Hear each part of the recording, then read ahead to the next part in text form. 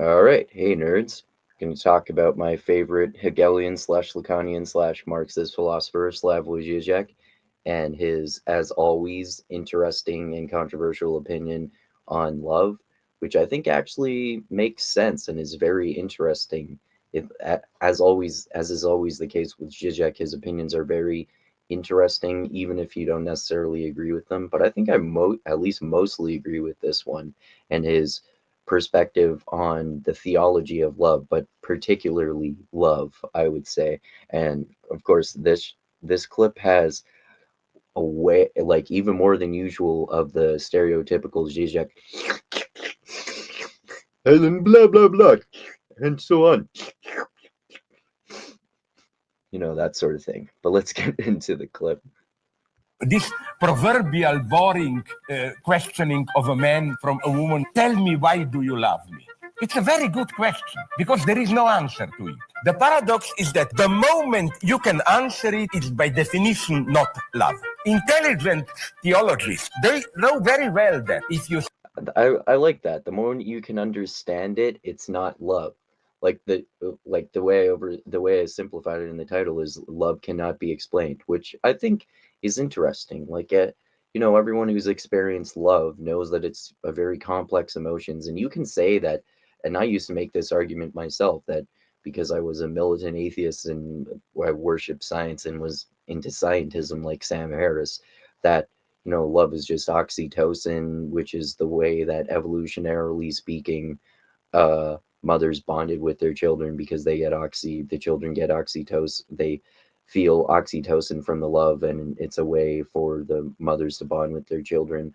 But if you're talking about romantic love and how we court each other and that sort of stuff and find mates, like, does love have to do with that or not? Like, sometimes there's love, sometimes there isn't. If you think about the broad scope of human history, like, is love real? I think it is, but the degree to which it is might be exaggerated. And again, I like this opinion that if you try to explain it, it's no longer love. Like, if you can understand it, it's not love.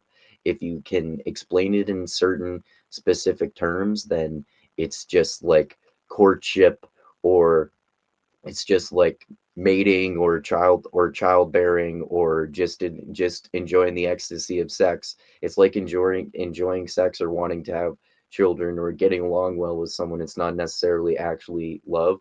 But I like that. Like, love is such a complex emotion and just thing that it's almost impossible to understand. And if you can understand it, then it's not love, which, like I said, is really interesting. You say, I believe in Jesus Christ because I've studied comparatively all religions, and my God, Christianity has the best arguments. If we were to be in medieval times, if somebody claims that, I would say burn him immediately. Yeah, in medieval times, because if you're like making a rationalist argument that Christianity has the best arguments, no, because Christianity is just true, and it doesn't need to rationalize itself, and we take these arguments on faith, and the Bible is literally true, and we have to obey the commandments of the Bible, and let's start crusading and get into centuries long wars with Islam and that sort of shit. Not like, it wasn't based on rational arguments. Due to it was during the Enlightenment that people started secularizing their religion more, which we've talked about innumerable times, and actually making rational arguments for their religion, or using rationality and secularizing their religion more, and separating their rationality from their religion more. If they're like, they keep their religion as separate from their rationality, and they don't rationalize it, it's just part of their faith, and then they respect rationality more, so there's more respect for that. But I also like the idea that you don't have to justify your faith, because it also reminds me of that series I've been doing on atheist pragmatist Richard Rorty and Catholic philosopher Gianni Vattimo's book, The Future of Religion, in which they talk about their argument that after Nietzsche's Death of God, with the secularization of society, this opened up the door for a new religion, without any metaphysics and without any God. So what matters in terms of religion, in terms of the truth about religion, doesn't matter, because you should believe whatever religious beliefs you want to believe, which is actually kind of an interesting sort of medieval one, although that was also way more strict and fundamentalist at that time in terms of that particular worldview.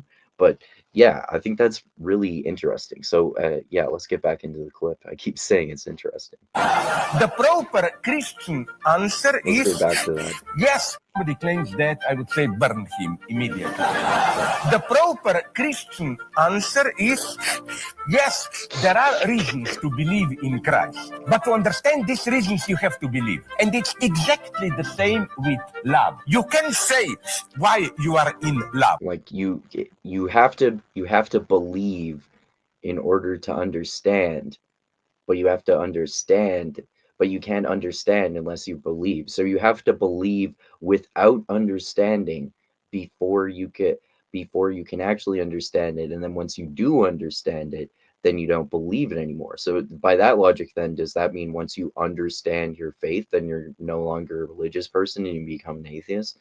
I didn't think about that before, but that's an interesting question. But in terms of love, would that mean that if you learn to understand your love, then you're not in love with people anymore, then you're not in love with your significant other? I think that's it. It's interesting though in terms of like talking about love in terms of faith, because love is kind of like faith, although it makes more sense because there's an actual person who you're having faith in and trusting and that sort of stuff. So you have to, I guess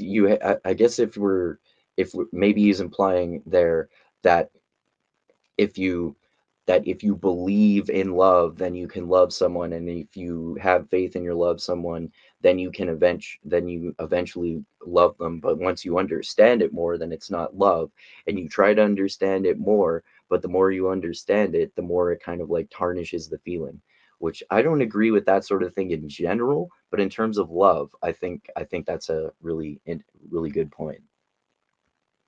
And you always notice details, nice smile, whatever. These details appear as cause of love only when you are in love. To others, they are just ordinary Yeah, features and so smile. on and so on. This proverbial boring Yeah, that makes sense too. Like the way people behave in terms of their context really matters in terms of the people's interpretation. Like if you're in love with someone and they smile at you, it's that can be a reason that they love you or you love them.